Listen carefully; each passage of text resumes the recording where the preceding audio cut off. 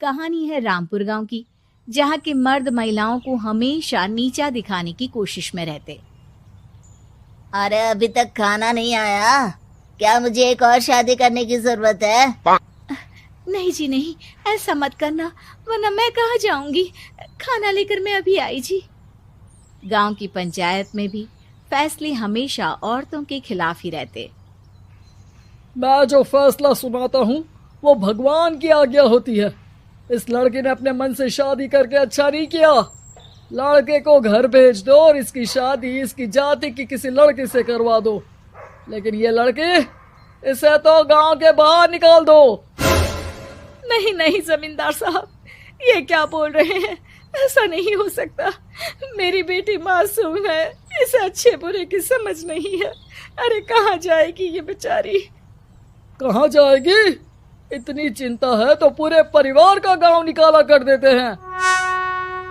बेचारे पूरे बसे बसाए परिवार को गांव छोड़ना पड़ता है। चाहे जो हो, अगर बेटियों को कंट्रोल नहीं कर सकते तो गांव में रहने का कोई मतलब नहीं है। यहाँ औरतों को दब कर रहना होगा। कोई भी अपने हिसाब से कुछ नहीं कर सकता, सब ईश्वर की मर्जी से ही होगा। तभी गांव का एक आदमी दौड़ा दौड़ा आता है। सरपंच साहब, जमींदार साहब, वो कालिया है ना, उसकी बेटी पढ़ने के लिए शहर जा रही है। अच्छा, ये कब हो गया? और कालिया की हिम्मत कैसे हो गई ऐसा करने की? लेकर आओ उसे और उसकी बेटी को। बस फिर क्या था, हाजिर हो जाते ही कालिया और उसकी बेटी सरपंच के सामने। और कालिया, ये क्या सुनने में आ रहा है? बेटी को इंजीनियर बना रहा है तू? और ये बता, गांव में तो स्कूल नहीं है, फिर कहाँ से इतनी क्लास पास कर गई तेरी बेटी? राधा, जो कि कालिया की बेटी है, उसे लगता है कि सरपंच उसकी तारीफ कर रही है। सरपंच जी, मैंने ऑनलाइन पढ़ाई की है, डिस्टेंस लर्निंग से। सभी में मैंने अच्छे नंबर पाए हैं, जिसे देखते हुए शहर की इंजीनियरिंग कॉलेज में मुझे स्कॉलरशिप मिली है। वाह जी वाह, क्या होती है ये? पहले तो ये बताओ, फिर आगे की बात करते हैं। पूरा गांव राधा की बात सुन रहा था और राधा बोलती जा रही थी। तो ऐसे मैं फ्री में एक अच्छी शिक्षा लेकर गांव में जो कुछ परेशानियां हैं, जैसे बिजली, पानी और इंटरनेट जैसी समस्याओं के लिए काम करूंगी। मैं गांव को शहर से जोड़ने के लिए पुल का निर्माण करवाने का प्रस्ताव रखूंगी। मुझे पूरी उम्मीद है कि जल्द ही हमारा गांव भी तरक्की की राह पर चल पड़ेगा। राधा की बात सुनकर सारे गांव वाले ताली बजाने लगते हैं। सरपंच को समझ में नहीं आता कि वो क्या करे। चुप है नादान लड़की, गाँव के खिलाफ जाने के लिए तुझे गाँव से बेदखल कर दिया जाएगा, वो भी पूरे परिवार के साथ। और हाँ, अगर ठीक से गाँव में रहना चाहती है तो ये पढ़ाई लिखाई छोड़ दे। हम तेरे लिए गाँव का कोई होनहार लड़का देखेंगे। तभी गांव का एक आदमी बोल पड़ा। अरे नहीं सरपंच जी, राधा बिटिया जो बता रही है, अगर वैसा हो जाए तो हम लोगों को पैसा कमाने के लिए बाहर नहीं जाना पड़ेगा। हाँ जी, और ना ही कोसों दूर पानी के लिए भटकना पड़ेगा। हमारे बच्चे भी अच्छी पढ़ाई कर सकेंगे और आगे बढ़ेंगे, ना कि हमारी तरह खेती करके बैठेंगे। क्यों गाँव वालों, राधा बिटिया का साथ देना चाहिए ना। सरपंच देखता है कि गांव राधा के साथ है तो वो चुप हो जाता है।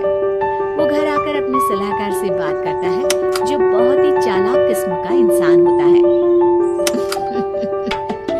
अरे सरपंच साहब, आपको बहुत ही होशियारी से काम लेना पड़ेगा। एक बार गांव तरक्की कर गया, यहाँ के बालक पढ़ लिए तो कोई ना पूछेगा आपको। और फिर ये जो बेटा और बेटी है ना आपके, इनको भी आम लोगों की तरह ही जीवन जीना होगा। हाँ, लेकिन करे तो क्या करे?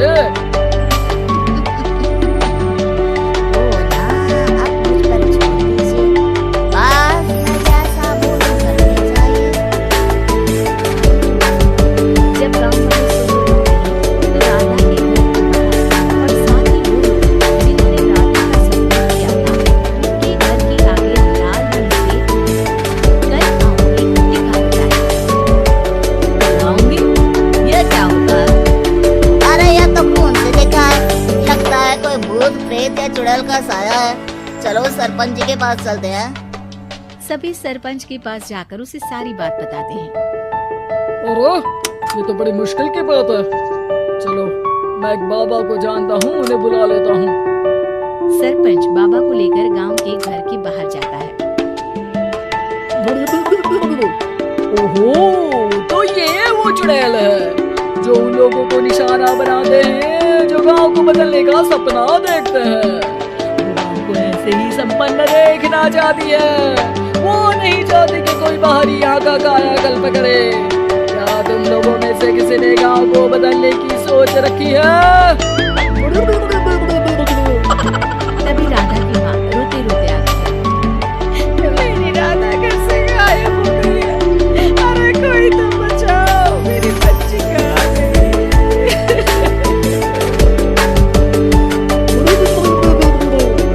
ले गई वो, तेरी बच्ची को ले गई।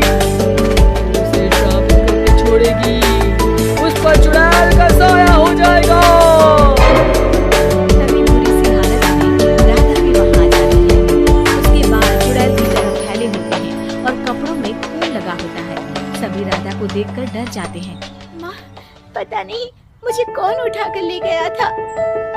अरे दूर हो जा चुड़ैल, अब हम लोग इस गांव में नहीं रुकेंगे। अरे कैसी बातें कर रहे हैं आप? कल तो आप मेरे भरोसे गांव का हुलिया बदलने, अपने बच्चों को पढ़ाने और तरक्की उन्नति की बात कर रहे थे। तो आज क्या हो गया आपको? ये फिर तुम लोगों को बहकाएगी। ये चुड़ैल गांव में आ चुकी है। ऐसे ही तुम्हारे घर के बच्चों को भी ले जाएगी। गांव वाले राधा को गांव से बाहर निकाल देते हैं। उसके माँ बाप रोते रहते हैं लेकिन गांव वाले नहीं मानते। मैं भी अपनी बहन के साथ गांव के बाहर रहूंगा, लेकिन वो पढ़ाई नहीं छोड़ेगी। वहीं सरपंच के घर पर से राधा कहता है। देखा, सांप भी मर गया और लाठी भी नहीं मिली।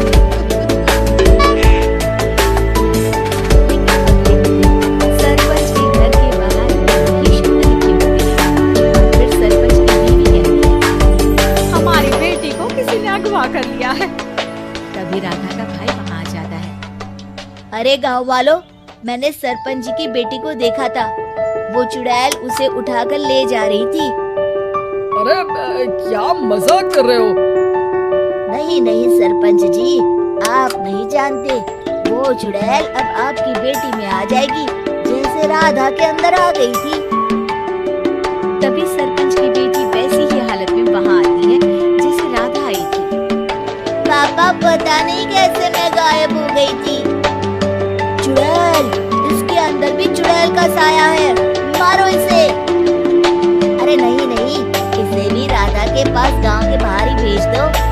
अरे चुप रहो, मेरी बेटी कहीं नहीं जाएगी और चुड़ैल वुड़ैल कुछ नहीं होता है।